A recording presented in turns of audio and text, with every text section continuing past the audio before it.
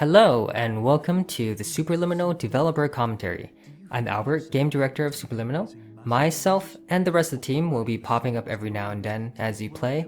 With subtitles open, you can see who is talking and what their role on the game is. Our patent-pending Somnosculpt technology provides safe and effective dream therapy while you rest in the comfort of our flagship clinic. Located right next to the secondary overflow parking lot at the University Medical Centre. Somnosculpt, we'll make your dreams come true.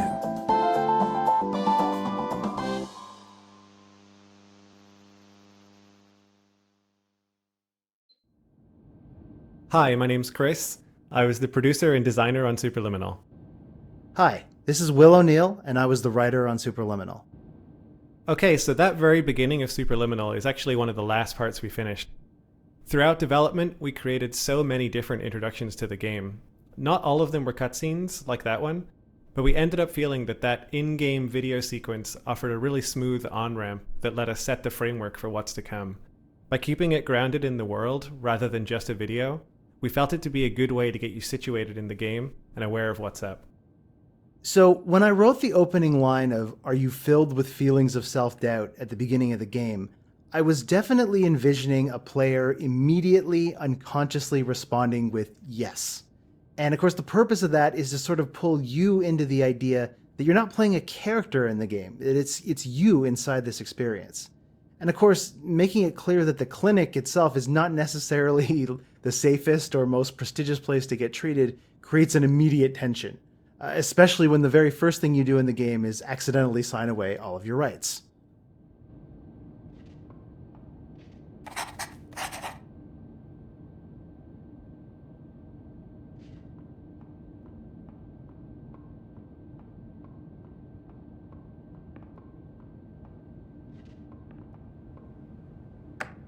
A lot of people ask about how the resizing mechanic works. The concepts are actually quite easy. To keep an object looking the same, assume if we move the object twice as far away, it just needs to be twice as big. It's all proportional. Interestingly enough, this also works no matter what field of view you use. The hard part of this mechanic isn't the actual resizing. It's trying to figure out where the object needs to be. To do this, you need to test a weirdly shaped object with a weirdly shaped background, and trying to find the right ratio for the object to be big enough to not touch anything, while keeping everything accurate and optimized.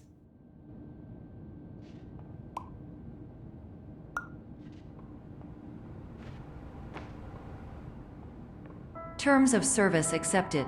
Congratulations on falling asleep. Welcome to Somnosculpt. Your progress may be monitored by qualified specialists.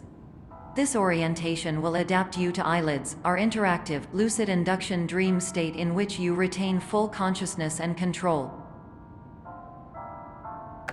Hey, this is Matt. I did the music and sound. This very first jazz piece in the game is called I Wonder, and if it sounds at all familiar to you, that's because you just heard its melody and chord progression in the Somnosculpt TV jingle back at the start of the game, which I called Smooth Wonder.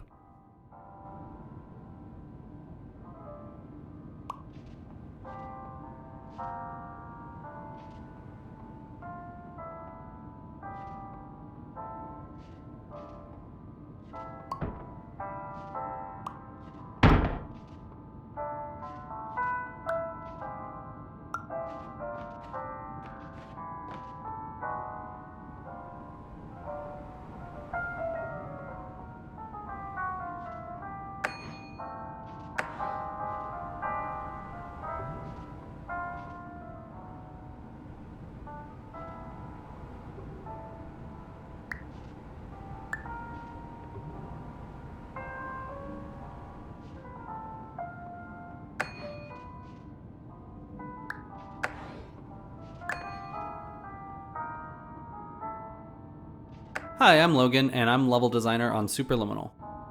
A difference with the main resizing mechanic in this game is how much freedom it gives the player. This puzzle is a good example. In most puzzle games, if you put an object on a button in this scenario, the object doesn't need to be moved anymore.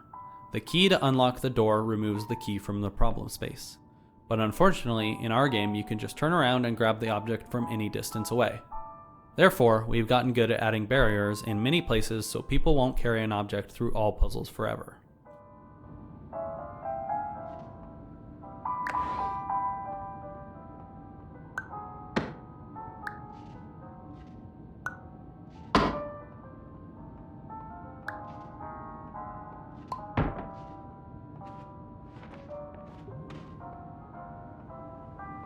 Confirmed. You can move freely, interact with surrounding objects, and listen to messages from your patient care team.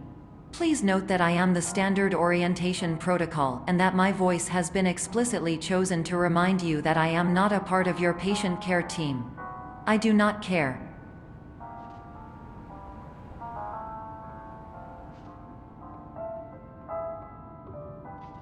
Hi, my name is Alex, and I performed gameplay programming on Superliminal. When I joined the project, there weren't really any menus except the absolute bare minimum to get the player into the game, and there wasn't any keyboard support either. So the first order of business was to add proper mouse and keyboard support to the title and pause menus. The hardest part was supporting switching between the two on the fly, because you never know when the player is going to do it, and it could lock them out of the game. With that foundation laid, I started working on controller support. In terms of the menus, there wasn't much work to do. The pad basically acts like a keyboard. But gameplay was quite a different story. As we approached launch, we all agreed that controller support wasn't quite up to par, and so we shipped without it, adding it around a month after launch. To make controllers feel as good as mouse and keyboard, I wrote a bunch of code to modify how controller input is interpreted. For mouse and keyboard, input is more or less one-to-one mapped to player movement. So you move the mouse and the camera turns. But that doesn't feel good with controllers. Trying to pick up a very small object, say a chess piece, can be quite finicky.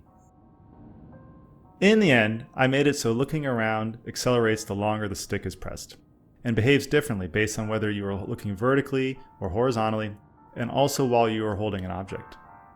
Probably the biggest change was a quote-unquote auto-lock feature, which draws the focus to a grabbable object as your cursor gets closer to it. All these changes culminated in controllers feeling much more accurate and satisfying.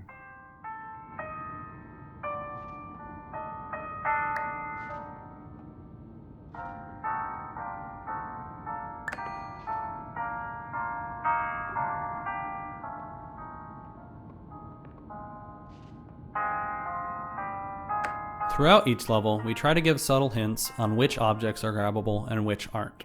This is more of an introductory level, so it doesn't have a lot of objects, but you might notice that grabbable objects, in yellow, are complementary colors to the background colors of green and beige.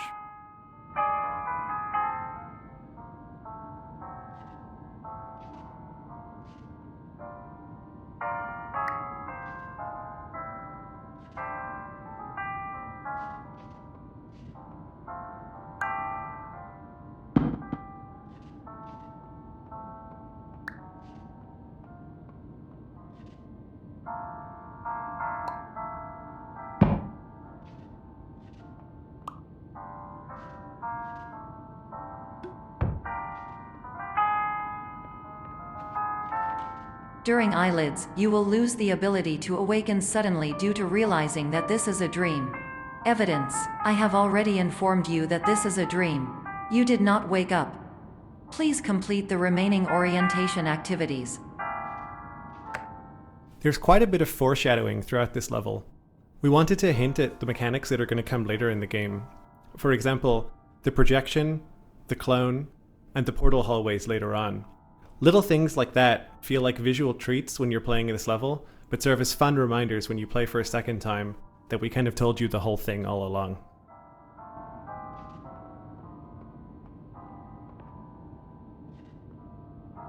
Hi there, I'm Steve. I'm the art director of Superliminal. One of our main visual touchstones for this section centers around a couple of silly questions. What would someone in the early 90s dream up as a futuristic testing facility? And how could they build that on a shoestring budget or with infinite time? I feel like those two questions were ones we actually asked ourselves more than once during the process of making this game.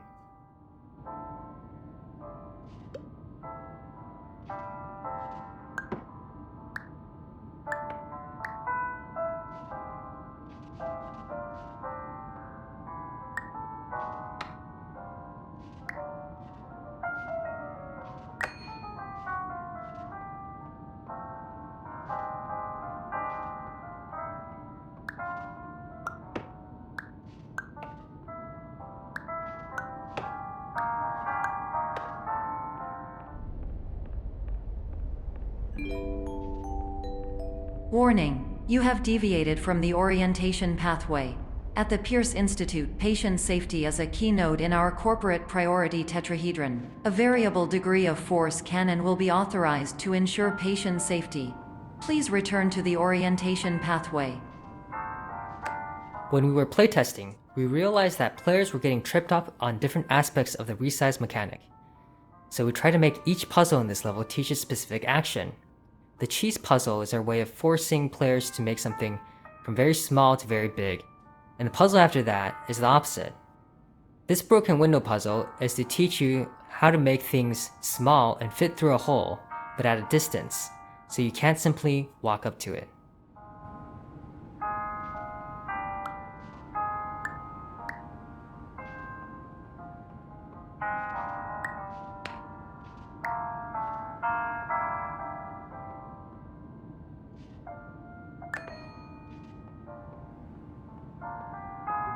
All environments perceived during eyelids should reflect a typical mental state.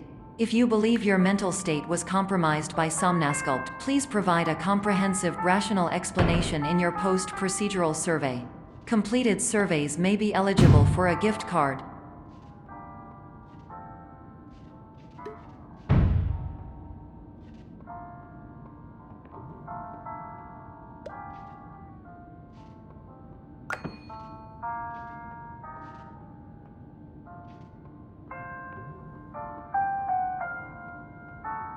We had this looping hallway for a while, but it was very nondescript and players got confused on where they were and they would get turned around.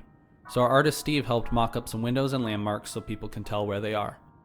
Immediately, we found that playtesters weren't getting lost anymore and understood the moment.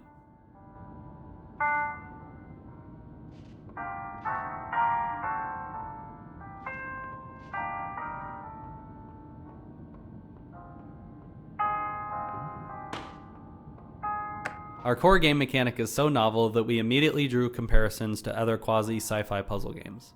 And since our game is about playing with and subverting expectations, we wanted to lean into that and start the first level with a kind of test chamber aesthetic and immediately break that going forward. Narratively, this space is what Dr. Pierce planned to have his dream therapy program look like before it all went wrong.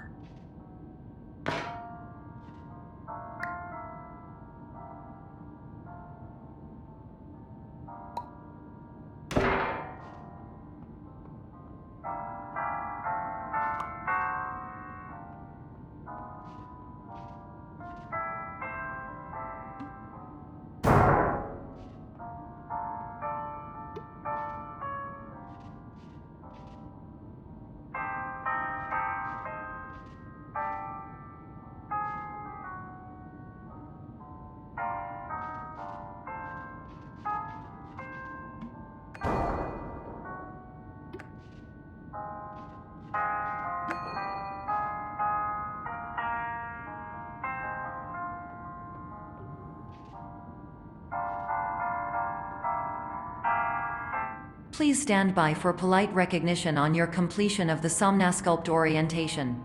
You did it.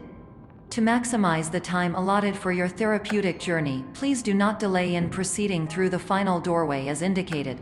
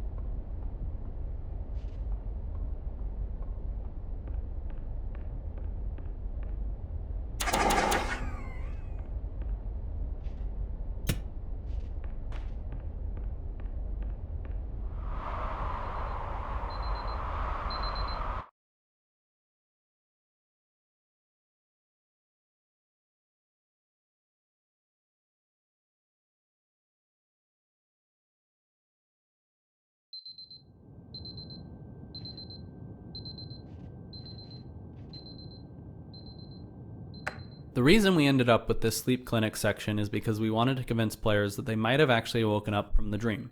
So we don't have any dreamlike mechanics you can play with until you get to the vending machine. Later on, this becomes a hub you come back to in order to emphasize the feeling of waking up from a dream within a dream.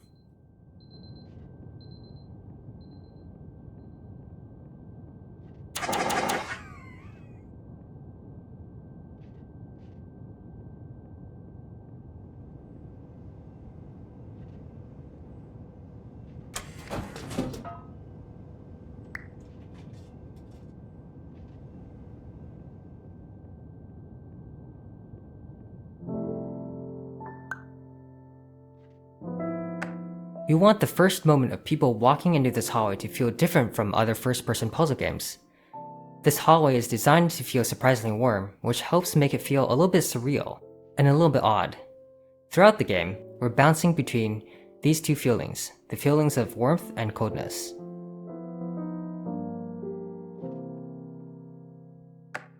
So my brief for the jazz part of this soundtrack was always to do my best to emulate the iconic solo jazz piano sound of the great Bill Evans.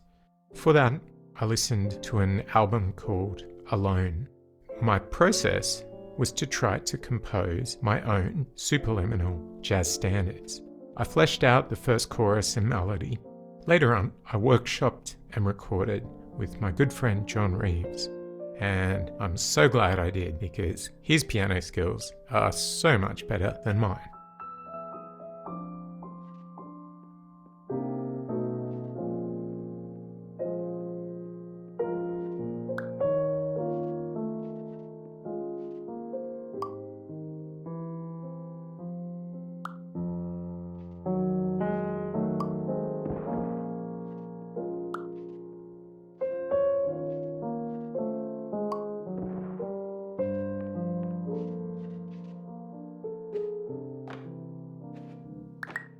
I don't know why it is, but people really like finding gaps in the walls and crawling into them.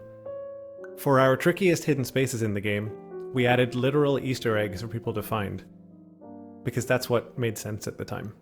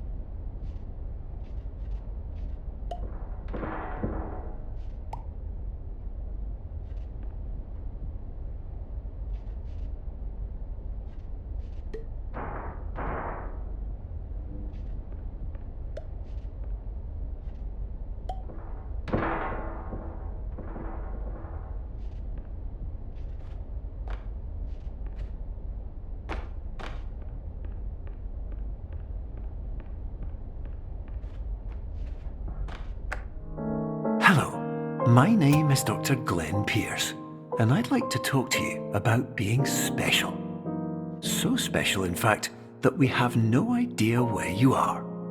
But not to worry, we're working on it.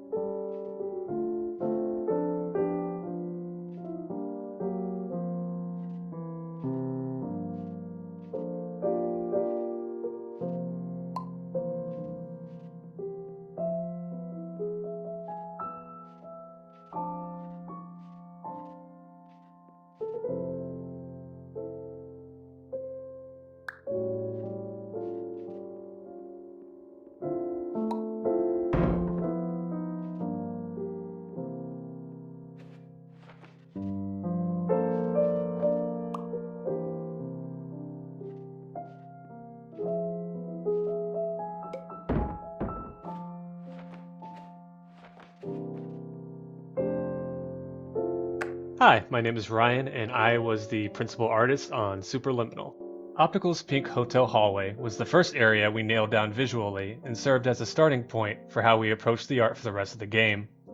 We wanted enough decoration for it to be interesting to the player, yet it couldn't have too much visual noise, or else the player would get lost and overwhelmed.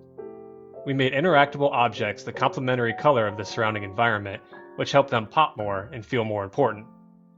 After we were happy with how this part of the game felt, the rest of the locales came together much quicker, and we required less iteration.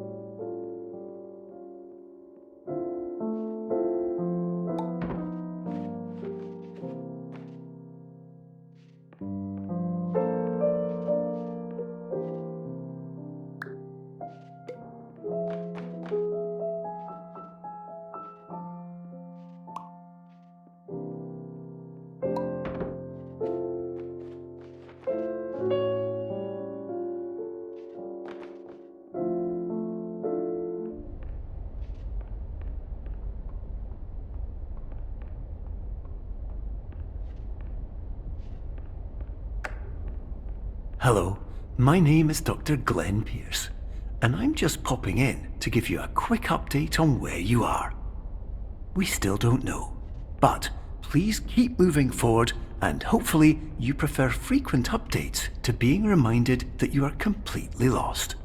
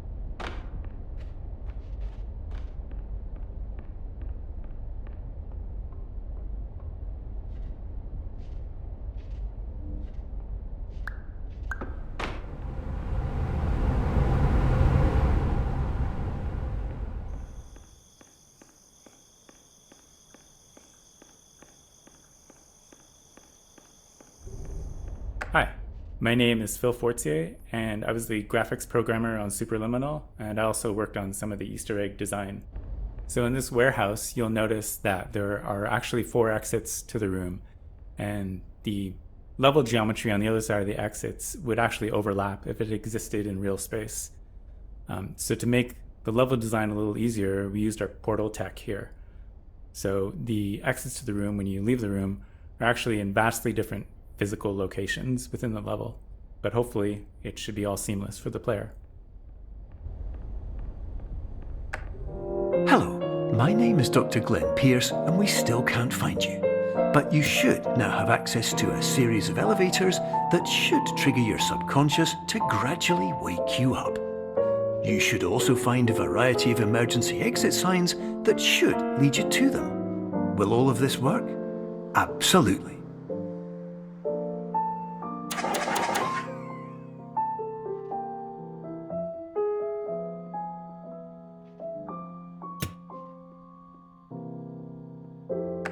This puzzle has the problem of requiring the room to not have a ceiling, which resulted with players wanting to escape the room. In a later update, we added a secret area above this room and a bunch of other secret areas based on where we saw players going.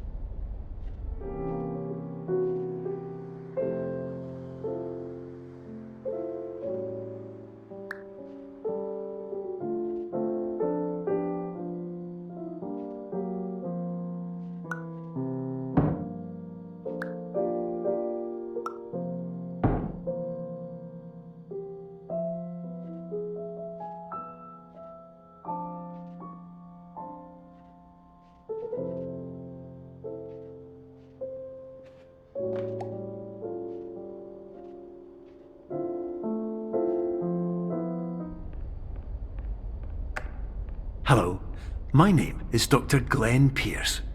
In the event that this elevator does not wake you up, please don't interact with anything that strikes you as psychologically significant, as we will no longer have any way of controlling it. For example,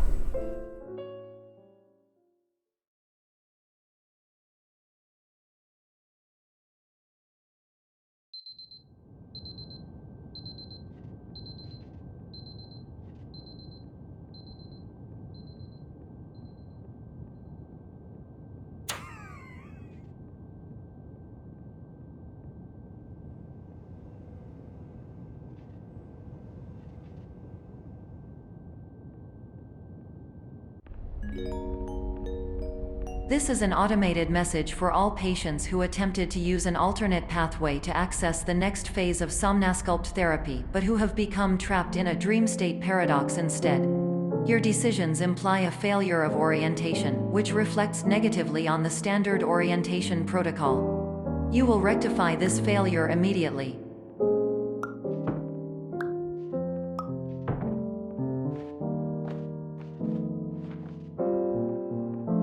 So the standard orientation protocol character is obsessed with proper orientation, and that makes her kind of thematically antagonistic to the idea of truth being, intrinsically tied to perspective.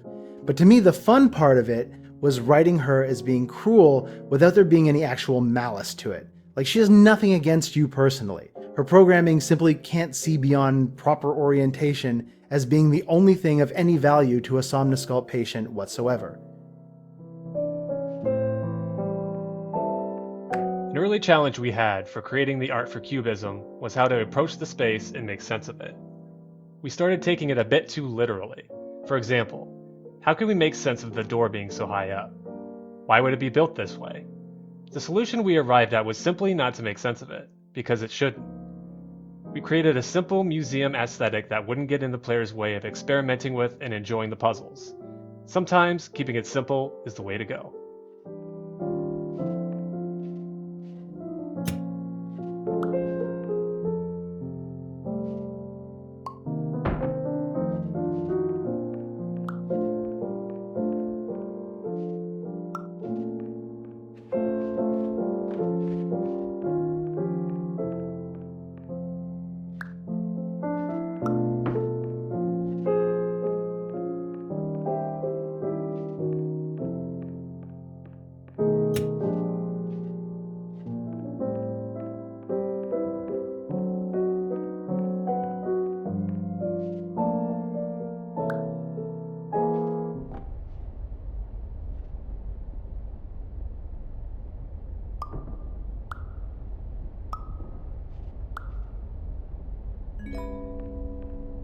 Professional tip: the average adult can only withstand 3 to 5 dreams per night.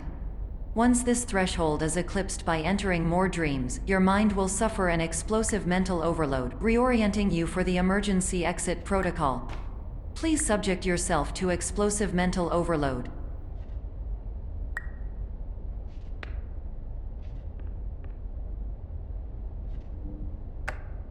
Between the colorful dream spaces, we have these, what we call back areas. These back areas serve as the backdrop to everything. They are where the dream spaces are built, and also the service hallways in between them. We wanted to give them a colder, darker feel to contrast with other spaces in the game. But we also wanted to keep a man-made feel, as if people were just here moving things, creating these spaces, doing work a second before you arrived. Yeah, it reminded me a little of Charlie Kaufman's Synecdoche, New York, that idea of building a world inside of another world.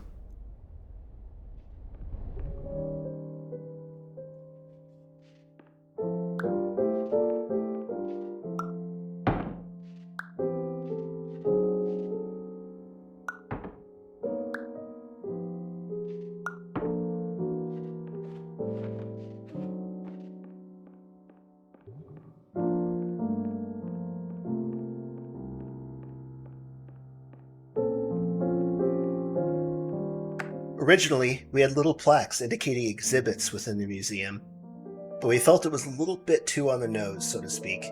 You are the main exhibit, so I imagine the players wandering around a game with an exhibit plaque hanging around their necks.